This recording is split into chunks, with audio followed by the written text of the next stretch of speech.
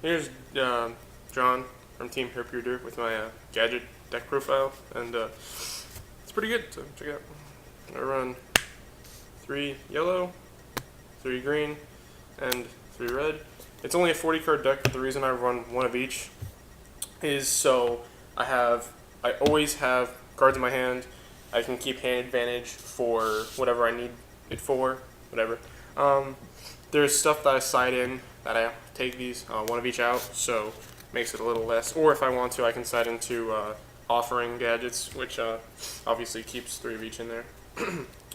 Run 2 Veiler, good for basically any deck nowadays. It stops basically every meta deck right now. You can Veiler their Dragonfly, and then they can't do shit. Veiler the Rabbit, can't do shit. You know, it's just a really good card. Basically stops your opponent for 1 turn because, oh no, my 1 monster can't get its effect off. Now I can't do anything. 2 Trago, it's extremely good. Basically, you can pitch a gadget while it's on the field, take control of one of your opponent's 4-star monsters, or, you know, if you pitch a Veiler, 1-star, whatever you want to do with it. You can also choose 1 monster in your graveyard, and it becomes that level for that turn, so you can say, oh, you take direct damage, pop Trag in defense, end your turn, next turn, summon a gadget, pick a gadget in your grave, you have 2 4-stars you can exceed. It's also really good because, 1, it's like Gores in the fact that it adds defense if you're getting OTK'd for 1 attack. It gains 600 attack for every card in your hand, so with gadgets that's really good because you don't really have diminishing hands. You usually stay at a pretty ample supply of hand advantage, so you know, sometimes you can get this on the field, it'll be like a 24, almost 3,000 beater if you're lucky. Maybe unlucky if you got it out, I don't know. And, you know, if you do somehow manage to get 2 off, you could easily exceed for a 10-star. I know there's some stupid ones, I don't know if they're out yet, but that could be extremely useful, you know, if you can get it off, whatever. Okay, now we got 1 Gores. Obvious, it helps stop OTKs, FTKs, whatever. It's nice, adds damage. It's also a 7-star, so you know your opponent has 7-star Exceed or whatever. You can pitch this with Gores or with Trago, gets their monster, and then you can have fun with it. And then you can pick this in the grave for Trago, make a 7-star Exceed if there is one. I don't know. I don't only play 7 stars or whatever. But overall, basically any card combo with Trago is really good. Then we got Grand Mole because even though people don't run synchros anymore, it's still good for getting over any boss monster. Oh, you just, you know, used your rabbit, now it's removed from play. Back to your hand. Screw you. You don't get any effects. So it's pretty good, makes them waste materials, makes them waste, basically, you know, supplies, getting out whatever monster they need to get out. And basically, this is one of those cards where if you can get it on the field while you have advantage, you're going to keep advantage, which makes Mole kind of a pain in the ass sometimes. Okay, now on to spell cards. Run 3 Pot of Duality. This deck Exceed summons a lot, but you need to plan your Exceed summons around Pot of Duality. And then the only other special summons you would do would be on your opponent's turn with Gores or Tragodia. So you don't need to worry about that. Usually it's really good. First turn pot, you can grab some spells or traps or whatever you need. Summon a gadget, set some back row for defense, and pretty good. 2 smashing for getting over stupid monsters that, I mean, gadgets don't have that much attack. They usually have their power from the fact that you always have them, and they usually clear the field with stronger effects and stuff from spells and traps. And then they'll poke for, you know, small amounts, 13, 14 every turn, and eventually, you know, get 3 of them on the field, you're poking for almost 4,000. These help get over boss monsters that you just normally can't get over, JD, even like a Gores, or, you know, if they have some wall that's sitting there with like 3,000 defense or something, just pop this down, get them out of there. Then we have the part of the anti-mana part of the deck. 2 Deep Fissures. gadgets don't have any negative benefits of running removal, because once they're in the grave, you don't really mess with them that much. This is pretty good because it stops a lot of decks nowadays. You know, you send their key components to remove from play, and they can't really do a whole lot. Especially if you're running, or if you're facing like Dark World or Fabled or something, they're just kind of like, well, I can't do anything. So it's pretty good. It's one of the things that is usually either sided in and out, depending on who you're facing. So pretty good. Besides the fact that when you exceed and you remove the materials from the exceed monster, for whatever reason, you know, their effect or they're destroyed or whatever, the material monsters still go to the grave even if Fissure's on the field, so it's kind of stupid, but whatever. 2 MST, back row destruction, just getting rid of annoying continuous stuff if you need to. Pretty staple nowadays. Monster Reborn, obvious, get back monsters. Book of Moon, little extra protection. Set it, they attack, use it, flip face down, or if you need to get rid of it right away, flip face down, then you can attack if their defense is lower. Mind Control is pretty good, take control of their monster. If it's a 4-star, you can keep it, exceed with it. It's pretty nice because if you exceed, then obviously you have control of their monster for quite a while, and then they don't get their effect off if it's something that, you know, they have effects for. It's pretty good.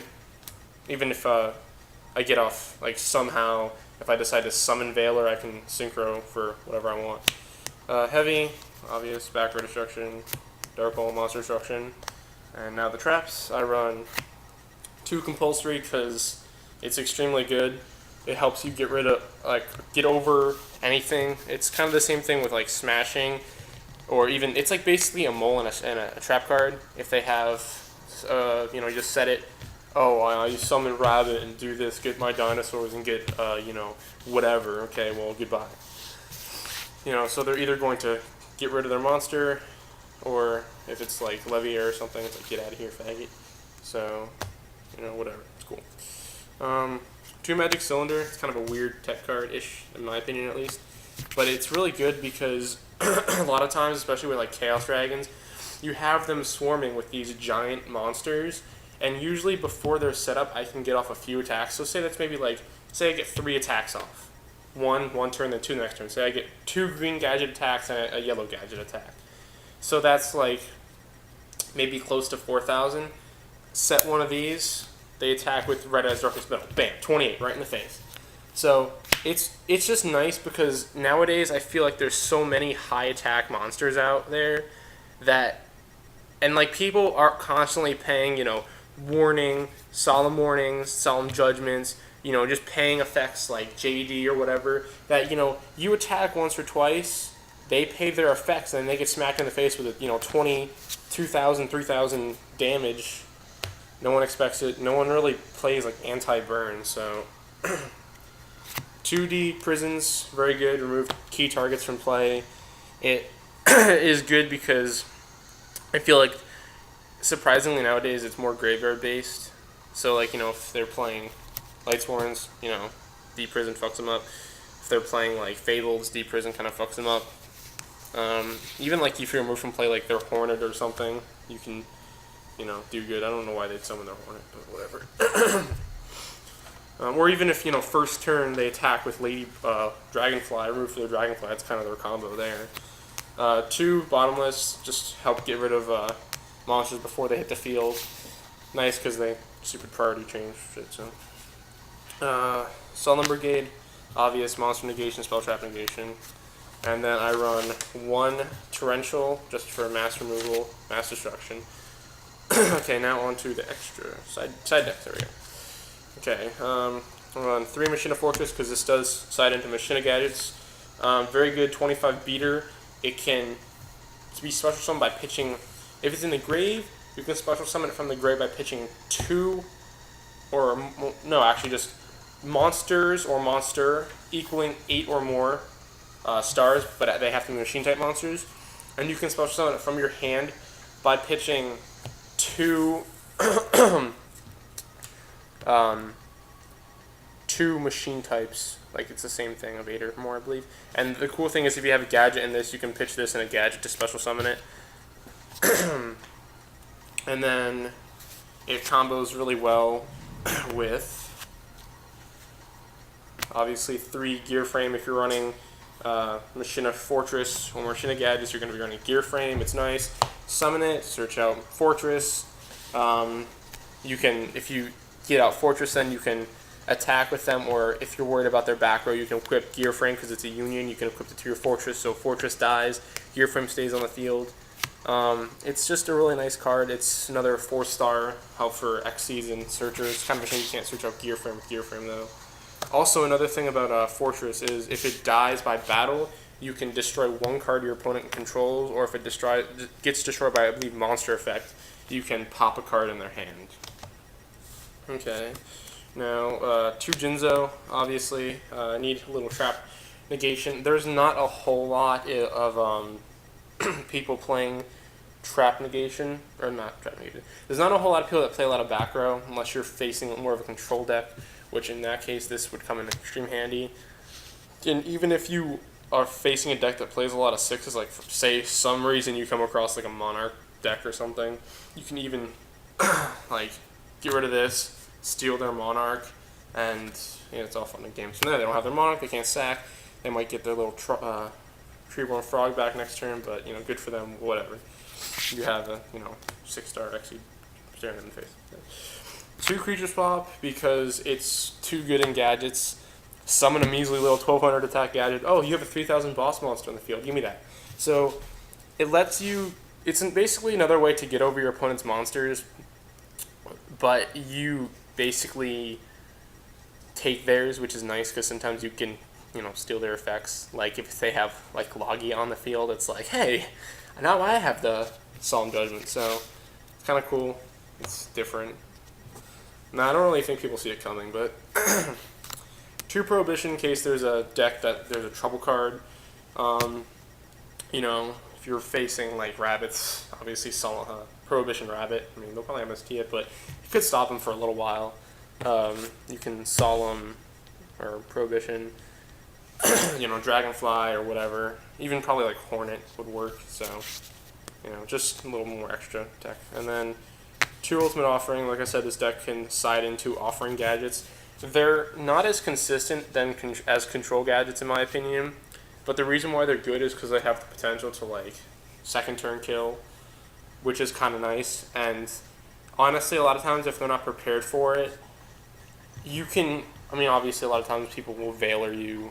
It's not that big a deal, but the only issue really would be like if they have Mirror Force or something.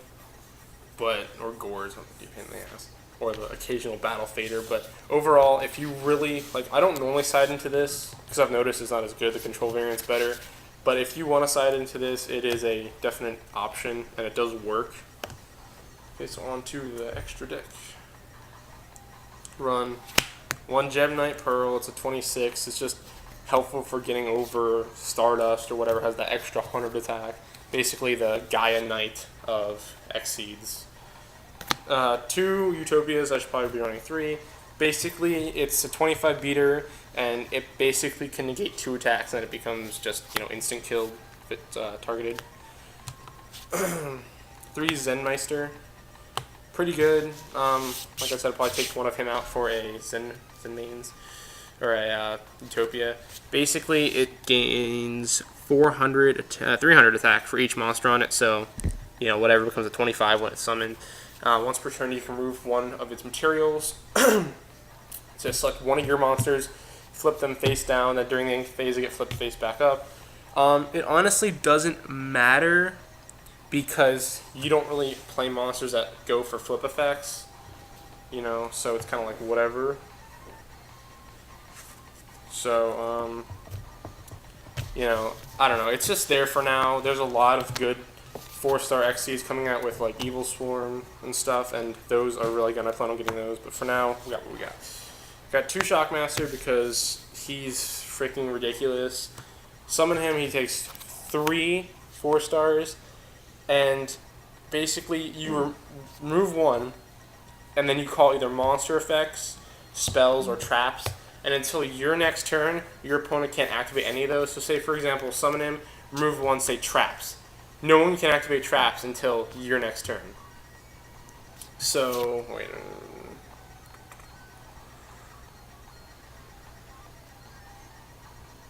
Yeah, until the end of your opponent's next turn. So basically, beginning of your turn, they can use it again. It's really good because, like, I was saying how with, like I said with offering gadgets, you would offer a bunch of them, get this, remove one, say traps. They can't use any of their traps. And then if you say monster effects, that would have to be the last one because then obviously you couldn't use their effects. But monster effects is still good because it stops like hand stuff like Tragodia and Battle Fader and Gores, stuff like that. So, those pesky little douchebags that can get kind of annoying. Then we got 2 Chimera Tech, Fortress Dragon. Just in case people decide to run it, I have it so I can steal their monster. I feel like people don't really run this card. Probably if you run Chimera, Cyber Dragon in your deck, you probably have at least one of these in the side deck. But just in case, like, because I feel like this is more of like a previous generation card, and some of the newer players don't really know about it because they probably haven't heard of it. So like if they're running Cyber Dragon for some reason, you can just be like, okay, well I have 4 gadgets on the field. You have a Cyber Dragon. Okay, well I'm just gonna steal yours and summon a 5,000 beater. So it's pretty good. It's very situational. Probably doesn't get off that often, but yeah. That is the end of my deck profile. I hope you guys enjoyed it, and I'll see you next time.